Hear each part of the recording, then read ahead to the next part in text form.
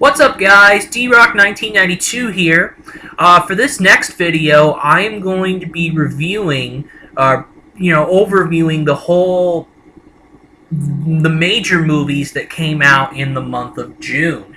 It's a little late. I know we're in mid-July now, as I'm doing this video, but I'm gonna catch up and do this video on the June movies that came out. One thing that I really noticed going down the list is that there are a lot of sequels. And it really points to the era we live in movie-going, the era we live in. Moviegoers see a lot of sequels, a lot of reboots, remakes, stuff like that. I think there have been more of these, sequels, remakes, reboots than ever before in history. So, I mean, that's something there. And, yeah, so without further ado, I am going to talk about the month of June. So, the first week of June, June 3rd, there were 3 movies that came out. And the first one came out in wide release, and the first one was Teenage Mutant Ninja Turtles: Out of the Shadows. If you remember, there was a Teenage Mutant Ninja Turtles movie that came out in 2014, which was named Teenage Mutant Ninja Turtles. And that movie made a lot of money, but didn't get a lot of great critical reception. For this movie, the sequel of it, you have some people return. Megan Fox returning, Will Arnett returning. You have some new guys in Laura Linney, Tyler Perry. Tyler Perry's in this movie, so that's pretty. That's something there, and a lot of the voices of the Turtles return. Alan Ritchson, Noel Fisher, a couple of these guys have voiced the Turtles, voiced them in the 2014 movie. So a lot of so with the Turtles and with so a lot of voice actors are voicing the Turtles and all that. Leonardo, Raphael, Michelangelo, and Donatello are the 4 Turtles.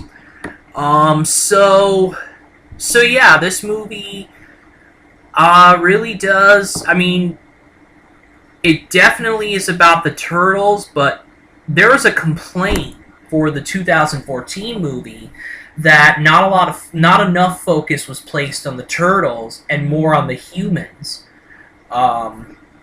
So with this one, they try to bring back old characters from the Teenage Mutant Ninja Turtles movies and series in the 90s. They try to bring back some of those people. I grew up a little bit with Teenage Mutant Ninja Turtles. I watched a little bit of it, but not too much. I wasn't a huge fan. But I mean, they bring back some villains in Bebop, Rocksteady, some villains like that, classic Teenage Mutant Ninja Turtles villains. So far with Teenage Mutant Ninja Turtles, the movie had a budget of $135 million and so far, Teenage Mutant Ninja Turtles 2 has made $224 million. So it's definitely going to make its money. It's still out in theaters a little bit. Anyway, I think it is. I'm not sure, actually. Maybe it's in the tail end of its theatrical release, but it definitely is not like the first one. I mean, the first Teenage Mutant Ninja Turtles, the first reboot, made $493.3 million out of $125 million back in 2014. So, needless to say, the sequel did not do as well as the original in terms of money. However, it did do critically better, the sequel did, than the first Teenage Mutant Ninja Turtles. The first Teenage Mutant Ninja Turtles had like a 22% or something like that on Rotten Tomatoes. 2 has a 38%, so not good. Still not a good percentage, but an improvement over the first movie, so critics seem to like it a little bit better, anyway. The second movie I'm going to talk about that came out the week of June 3rd was a movie called Me Before You, a romantic drama. And I just mention it because, you know, for a lot of the... Now, with this type of movie, a romantic drama film, you have people... you have a lot of the female demographic that goes and sees this movie, perhaps. Definitely. I mean, it stars Emilia Clarke, Sam Claflin, you know, and a couple other people as well. And the movies made money. $20 million budget, $157.6 million. That is a very good total for this movie. And then you had a 59% on Rotten Tomatoes, so not terrible. I mean, it's pretty much almost passing, anyway. But yeah, this movie, interestingly enough, this movie got a lot of controversy because from people in the disabled community, because the movie's about a woman who has to take care of a paraplegic, and there's a message. People think that the message of that movie is that, oh, people with disabilities, they're no good, you know, they're a burden on families and careers, and, you know, promoting the view that people are better off dead than disabled. So, I mean, maybe, maybe not. I haven't seen the movie, so I can't judge for myself, but I'm just letting you know about the controversy that came out of this movie. Still, a lot of people went to see the movie. And a lot of people, I've heard that from other people that the movie's alright, you know. So, you know, warranted criticism or non-warranted criticism, the movie still has done very well. And I think it really hits the female demographic because it's, you know, it's a kind of film that kind of caters to them, I would think, being a romantic drama film. I'm not saying guys don't watch it. There probably are a few guys that watch this movie, but this is the kind of film that kind of panders to the female demographic, maybe more so than the male demographic. And then the other movie that came out June 3rd was a movie called Popstar, Never Stop, Never Stopping. And it's a movie with Andy Samberg in it.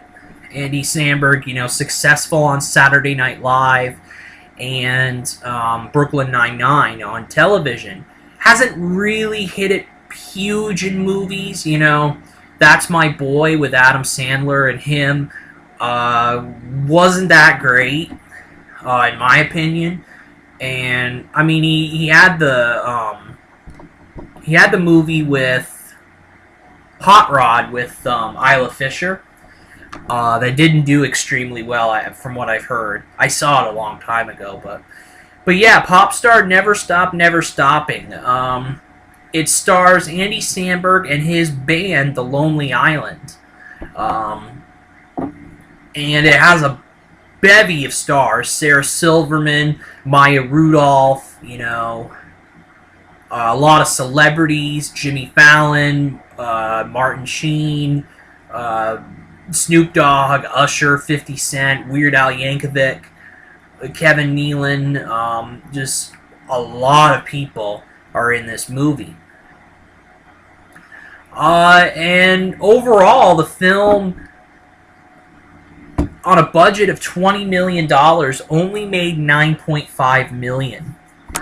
So the studio has to look at this and see that it's not a big hit. Maybe, I mean, you see that total, and you have to consider it a box office bomb. It really was a box office bomb. You know, $9.5 million off a $20 million budget. People just didn't go to see this movie, and I don't know.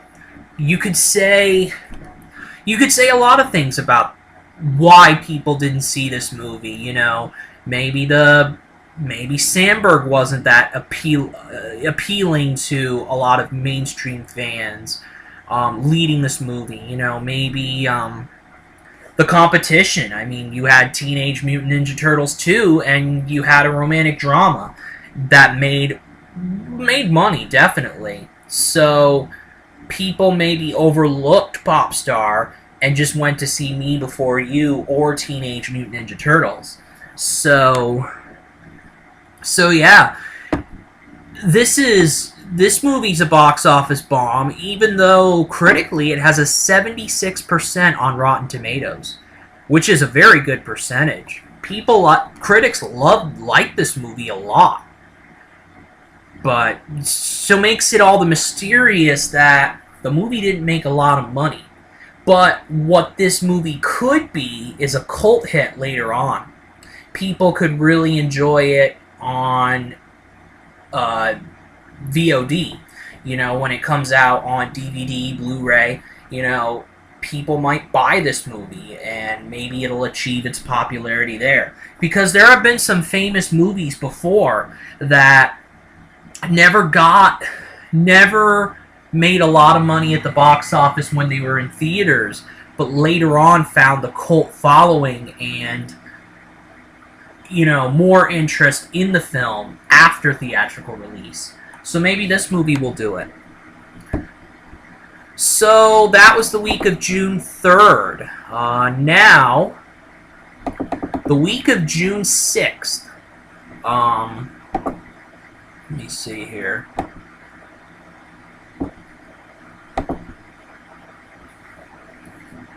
Another movie that came out is, surprise, surprise, another sequel that came out.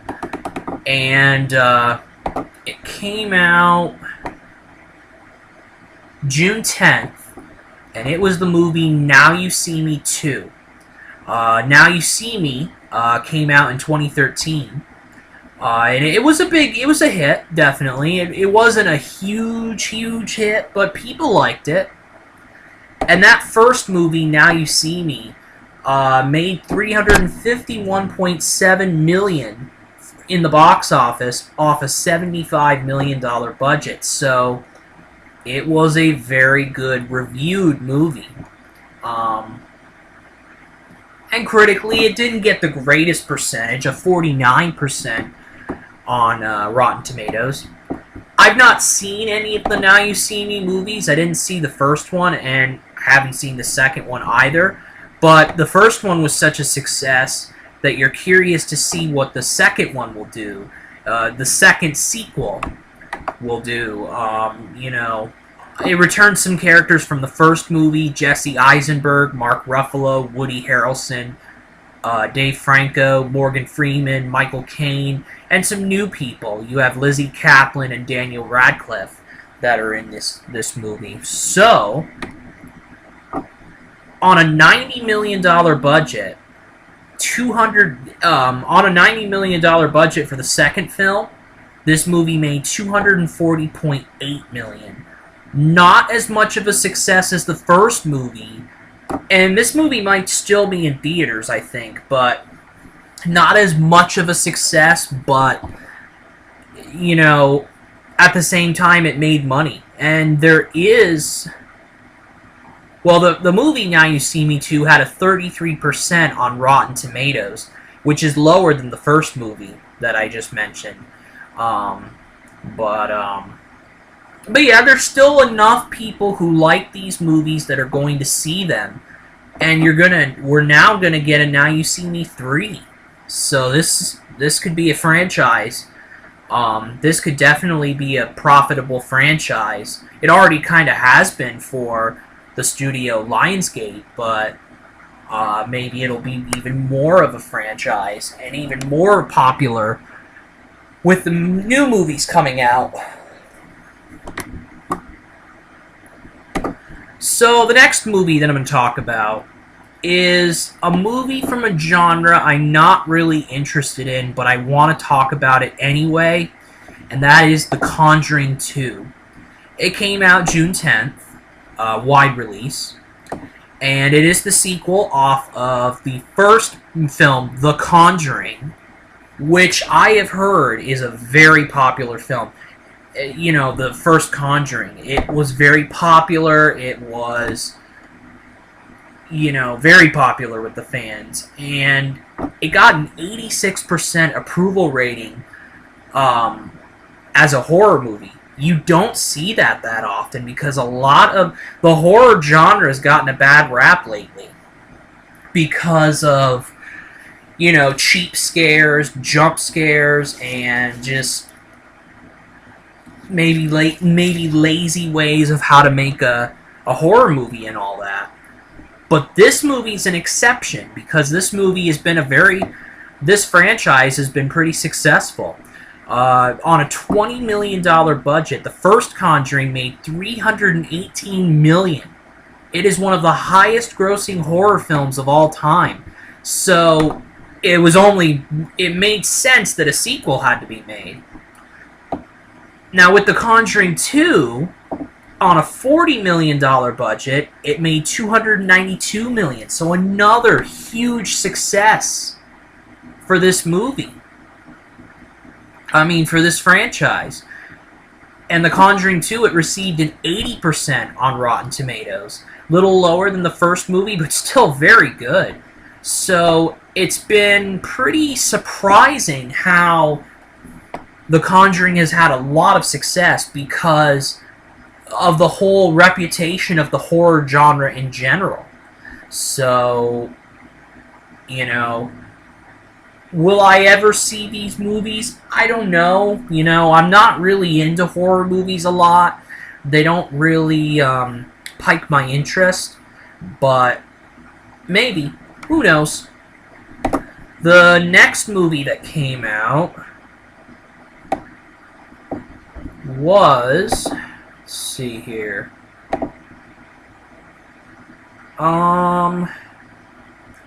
The next movie that came out was a movie called Central Intelligence. And Central Intelligence came out June 17th. So June 17th was when it came out. And Central Intelligence stars Kevin Hart and Dwayne Johnson, a comedic pairing that, you know, a lot of people were interested in. It is directed by the same director who directed Dodgeball, a true underdog story. And Dodgeball is one of my favorite comedies of all time, so I'm very interested in seeing Central Intelligence. I haven't seen it yet, but I am interested in seeing it because of the director. So, and the stars. Kevin Hart, I never really was a big fan of Kevin Hart for a long time. I think I talked about this before, but with the movie Get Hard, my opinion of him's changed a little bit. I thought he was pretty good in that movie. And then Dwayne "The Rock" Johnson has so much charisma and is just such a likable guy, a likable screen presence. So with Central Intelligence, a guy who got bullied in high school becomes a CIA agent, and he enlists the help of a former high school jock who is a mild-mannered accountant now, and they have to save the day from, they have to save the world. So, the movie itself, on a $50 million budget, made $158.1 million, which is a good total. It is a good total for a comedy and all that. And then the critical response of the movie is a 67%, which is good for that type of comedy. For the type of comedy it was, you know, it's a good percentage. So, I mean, this movie was successful, box office wise and critically as well. The next movie I'm going to talk about is probably the biggest movie to hit June, and that was Warcraft. The World of Warcraft was a video game that was, I mean, still is, immensely popular with video game fans. There are tons of people who play the game and, you know, have a lot of fun with it. And I am not one of those people. I've never really played World of Warcraft, and I'm just not a big fan of it. So, going into the movie, I'm not really interested. I'm probably not really that interested in seeing the film anyway, because it doesn't really cater to me. But a lot of people love the movie, and Warcraft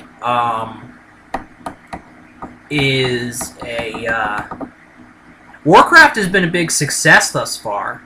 On a $160 million budget, the first Warcraft made $430.2 million. So it is a big success, and it came out June 10th, actually. So $430.2 million off a $160 million budget. That's a very good total. And it has the distinction now of being the highest grossing video game adaptation of all time. So there's that record there. So a huge success. A lot of people went to see it. But critically, the movie only has a 30% on Rotten Tomatoes, continuing the trend of giving video game movies low percentages on Rotten Tomatoes, because there have been the movies that have done that. So they're talking about how Warcraft and a later release Assassin's Creed may change the video game, may really bring up the video game movie genre, because video game movies have never been good. I mean, they have a bad reputation as being bad movies. But a lot of people are saying that Warcraft and Assassin's Creed could really buck the trend. And it remains to be seen. You know, Warcraft did not get a good critical reception, but did make a lot of money, so people are going to see it. But I mean, we'll have to see what goes on next. Assassin's Creed is really an important movie now, because maybe if it gets the money and gets the critical reception, we could see a video game movie genre. You're going to see a lot of video game movies get made if Warcraft can sustain its success. I mean, if Assassin's Creed can really do the job as well. So, if you have that, video game movies are going to be in high demand. And they could be about as close as comic book movies, definitely. So there's that movie. The next movie I'm going to talk about is Free State of Jones. Free State of Jones stars Matthew McConaughey as a Civil War Southerner who forms a free state in Mississippi, Jones County, Mississippi, with a rebellion.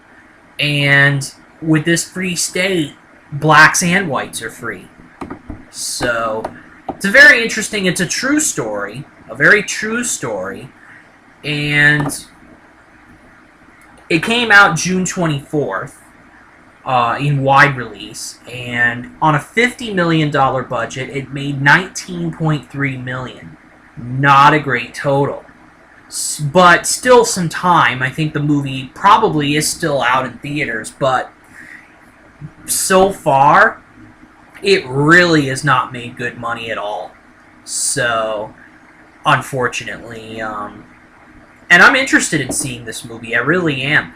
And it got mixed reviews as well. It only has a 43% on Rotten Tomatoes, so not a great total. Not a great percentage, and the money hasn't been made, so it's looking like Free State of Jones could be a box office bomb. The next movie that I'm going to talk about is the latest offering from Pixar, who are known, of course, for great success, Finding Dory, the sequel to Finding Nemo. Finding Nemo was a movie that I grew up with in my childhood. I mean, I really enjoyed the movie a lot. I've watched it a handful of times in the past. And it's a good movie. Now enter the sequel, Finding Dory. Finding Nemo, I believe, came out in 2003. Finding Dory is out this year, so a long period in between sequels, in between movies, and,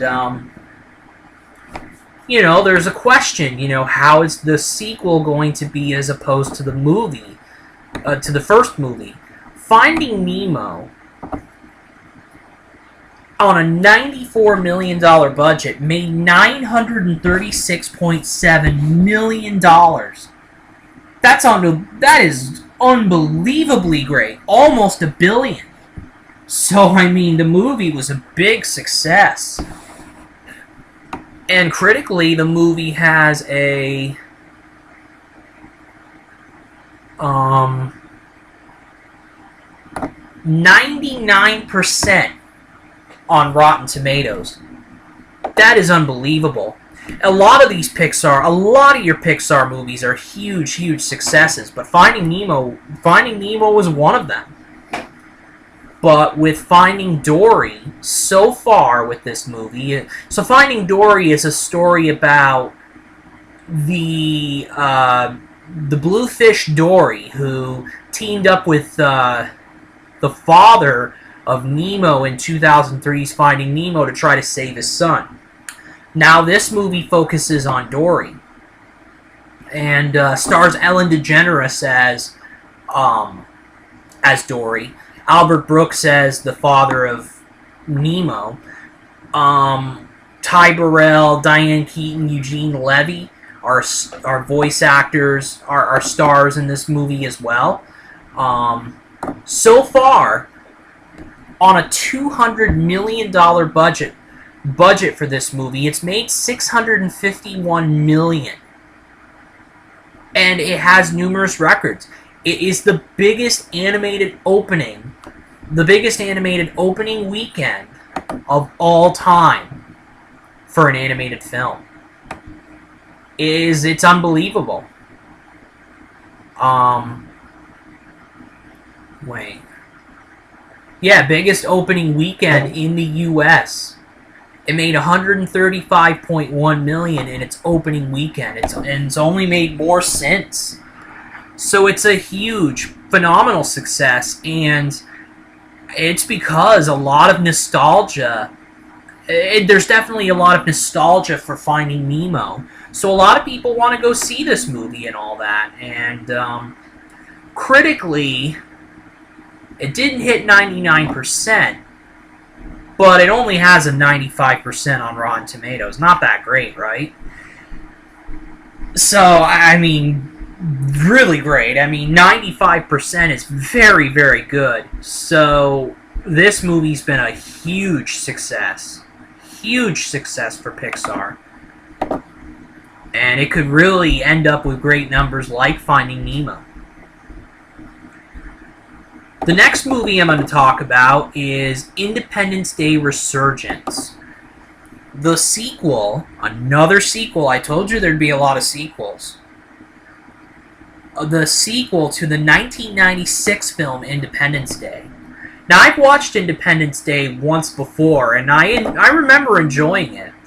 Independence Day had Will Smith and Jeff Goldblum and, you know, Bill Pullman and some big stars for that time.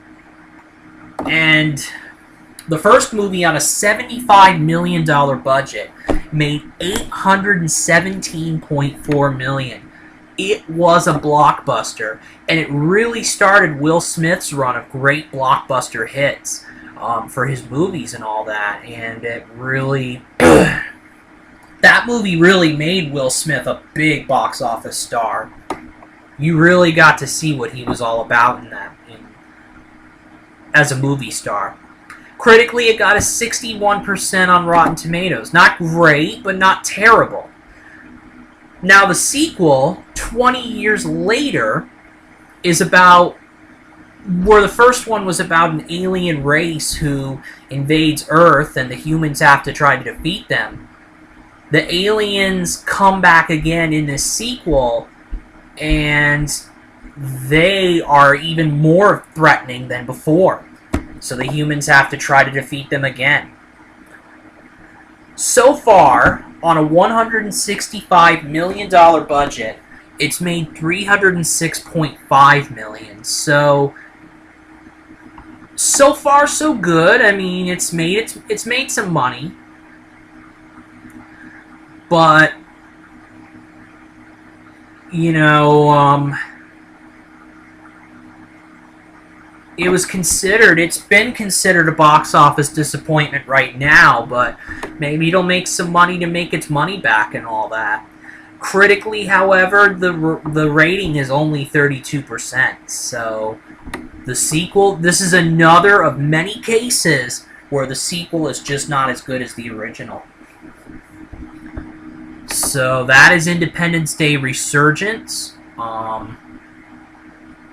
The next movie I'm going to talk about is the next and last movie that I'm going to talk about.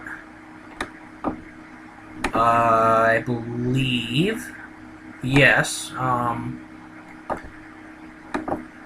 excuse me, is a movie called The Shallows.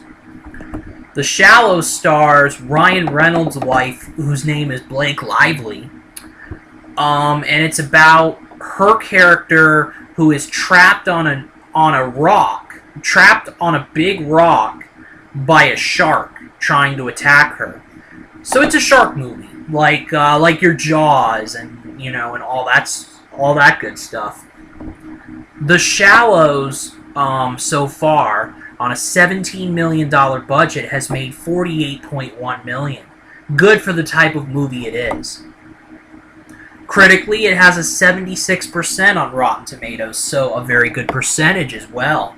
So yeah, this movie, will I see it? Maybe.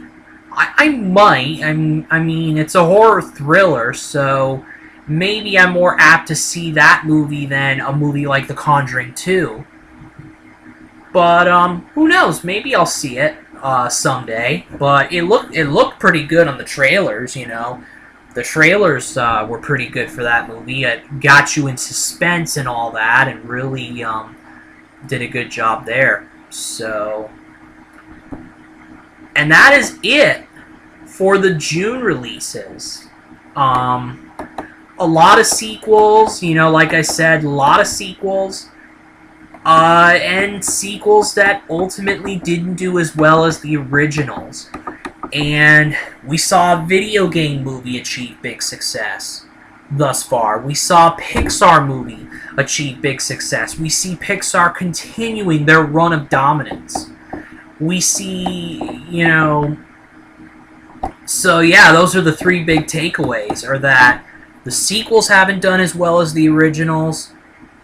You have a lot of, you have that. You have a video game movie that makes a boatload of money. And a Pixar movie that just makes a boatload of money too. So, it's big. It was an impressive month for those few. It was an impressive month, and then it wasn't a very impressive month looking at the, looking from that point of view. Getting into July, now going into July, we're not seeing a lot of big success with the summer movies. A lot of the analysts have said that the summer movie season this year has not been good. A lot of underwhelming movies and all that, so hopefully it changes, in July and August when we really, really get to the crunch of the summer season. So you can hope, definitely. So next up, I'll be looking at the July movies. That'll come end of July, beginning of August or so. So that is it for this movie for this rundown of all the June 2016 releases. So that's it for that. D-Rock 1992 out.